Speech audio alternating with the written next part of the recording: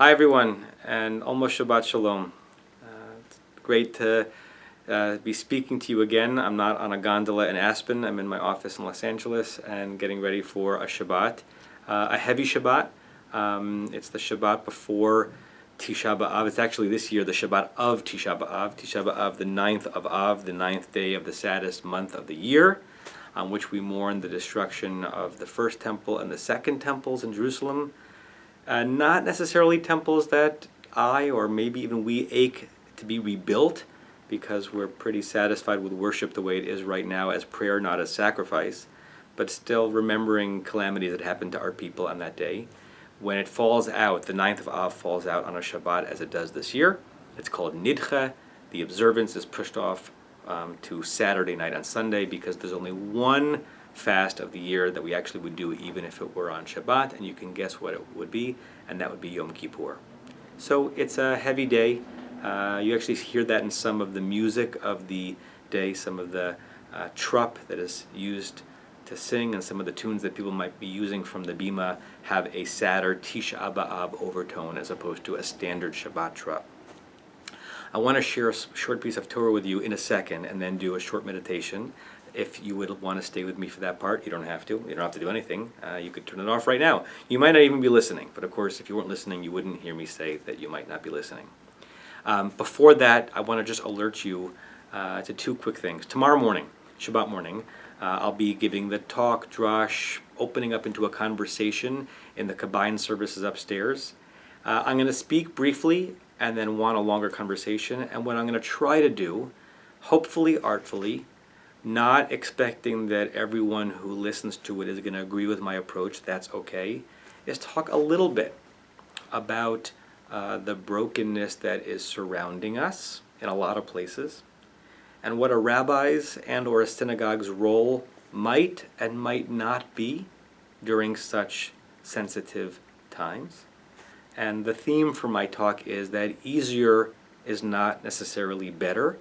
And I understand that there's not an obvious connection between that title and what I'm going to talk about. I'm just dropping a few hints, maybe to entice you to come and listen and participate and share honestly.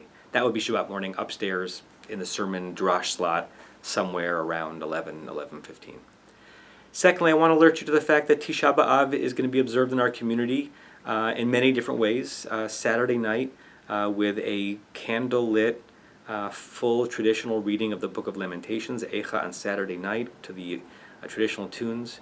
We will have a lot going on Sunday. I'm not going to name all of it. There's a Shiva Minyan in the community at 1:30 that we're doing opposite an early Mincha that we're also doing at the synagogue. If you can be at one of those places, at the Havivi home on 1:30 or at the synagogue at 1:30, that would be great. And I particularly want to draw your attention to our evening program. This is, I don't know, the 9th or 10th year in a row that we are partnering on a day that commemorates the calamity of the Jewish community infighting with sinat chinam, senseless hatred. We celebrate the different parts of our local Jewish community, and we partner with B'nai David and Ikar, and this year also with Temple Isaiah on Pico and Temple Emmanuel of Beverly Hills, to come together and end the fast with study and song and joining Jewish hands. I hope you'll come for all a part of that on Sunday evening. It's a really incredible program that we do every year. Here's my piece of Torah, and in order to understand where I am with it, I want you to know that I recognize that you, the community, don't always know or need to know or even think about what actually happens in the course of my week or our week in the synagogue. You check in where is most appropriate for you, and that's why we're here for you. It's been a week of some loss in our community, and loss and the shortness of life and mortality is always on my mind in some ways in the work that I do. It's been very much so this week, being with a grieving family, more than one grieving family. We also extend our condolences to the Goldbari family, to David Goldbari and the death of his father, in addition to the Havivi Schmidt family and the death of Debbie's mother. And also spent some time with people this week who are at the end of their lives on some level, and coming to terms with what that means. So I've been thinking about that, and I want to share briefly with you a piece of Torah that I shared this morning at the Shiva at the home of Havivi and Debbie Havivi Schmidt Havivi, and it has to do with what Moshe recalls when he is telling the story of the Jewish people back to them at the beginning of Parshat Dvarim. And he remembers that at some point their lingering at Mount Sinai was over, and God said to Moshe and the Jewish people, it's time for you to move away. It's time for you to get on your journey and move towards your ultimate destination, which is the land of Israel. And there's a reading of Moshe's reaction to his own memory by the Ishbitzer Rebbe, Rabbi Mordechai Yosef Leiner of Ishbitz, Poland, one of the early Hasidic master, in his commentary called the Mei HaShiloach. And he says, let's understand Moshe's psychology in that moment. Moshe recognized, like we all do if we are honest, that we have a time, we have an era in which we live in our families, in our communities, in our generation, and it doesn't last forever. And at some point we yield to others who follow us. Sometimes we even yield to others in real time because we don't always have the spotlight. And the Ishbitzer says when Moshe recalls this to the Jewish people, and he's kind of reminiscing and ruminating, and he says, Va'omar alechem, and I said to you, Ba'et hahi, on that very time, in that very moment, on that very day. Why does he focus on saying that he remembered saying it on that very day? Because it's on that day that he said to the Jewish people, La'uchal levadi sa'et etchem, I can't by myself hold you and take care of you. I can't be the one singularly responsible. I brought you to Sinai. I got you out of Egypt. That was my job. I brought you into this relationship with God. I'm proud of it. And someone else, in this case Joshua, will lead you into the land of Canaan. And other elders will be sources of wisdom for you. And my time will come to an end. He realized that very mortal, important consciousness back at Sinai, years before he was to end his life. That he was entering into a stage during which he would need to yield to others and make space for others and let his own community know that he was not everything to them and could not be everything to them. We're like Moshe in many ways, I believe, in that we recognize, hopefully, with a sense of honesty, emotional honesty and relational honesty, that we do not hold the spotlight forever. We have a short amount of time in which to say and do and impact the things that are in our power, and that others are trying to do it as well. And most of them, I'd like to think, are trying to do it with a sense of goodwill and a sense of trying to impact the world positively.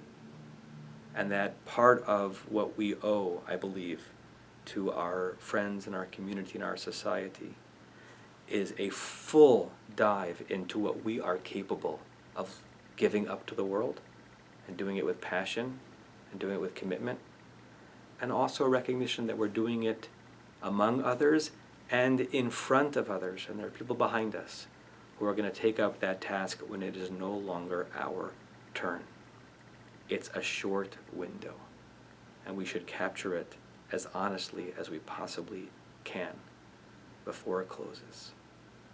I want to offer that up to you during this heavy week of the Jewish calendar, and what seems to be a heavy moment of an American calendar nearly every week, given the headlines, for you to redouble your efforts in doing the things and saying the words that only you can say, because you are you, essentially.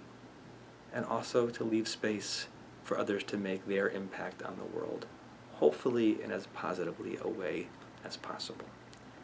With that, I'll end the Dvar Torah part of this and say to all of you, Shabbat Shalom.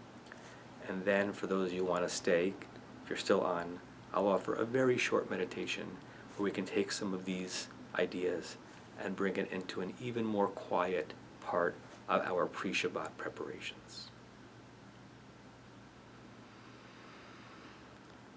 If you're still with me, wherever you are, again, unless you're on the road, I'm going to ask you to close your eyes. I'm going to ask you to endure the somewhat awkward silence of watching a video that's going to be quiet for some time, but that's the best way that I can guide a meditation from a distance. I want to ask you to feel how your body changes almost instantly as soon as your eyes are closed. And it's just you and breath. You and quiet.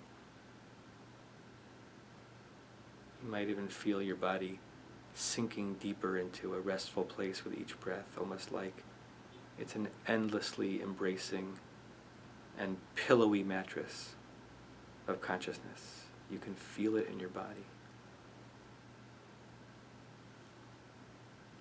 Place your hands gently on your legs in front of you and feel the earth's pull down from your hands onto your legs and your head, your legs to the floor. I want you to imagine Moshe at or around Mount Sinai, hearing from God that this lingering at the place that he brought them to doesn't last forever. The place where he made his greatest mark will soon be in the past. And that as he leads the march forward, he's also leading his own people to a place where they will not need him as much, and that's okay, that's natural, that's the way the generations shift. And I want you to linger on this question.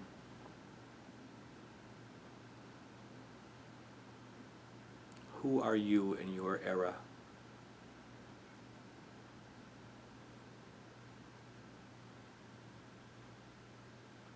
What is your moment in your family, in your relationship, in your community, in your nation, in your nations?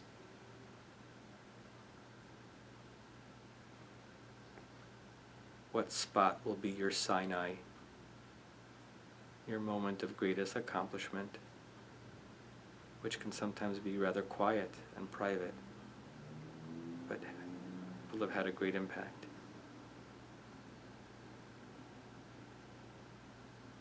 And lean in and breathe in to being comfortable with others, some like you, some very different than you, or trying to make their mark in a way that seems most right to them. Can we make space for others' eras, others' moments, others' imperfections? Can they make space for ours?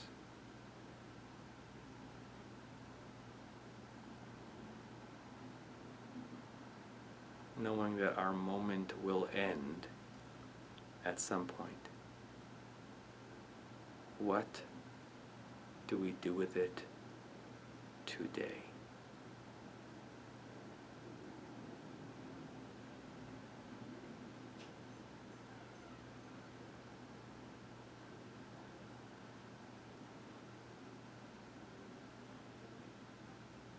And if you're still with me, you can open your eyes as I look back at you and hope that you were taken somewhere in the last few minutes. And I hope you take yourselves to shul this Shabbat and over the weekend so I can see you. And I wish you a very heartfelt Shabbat Shalom.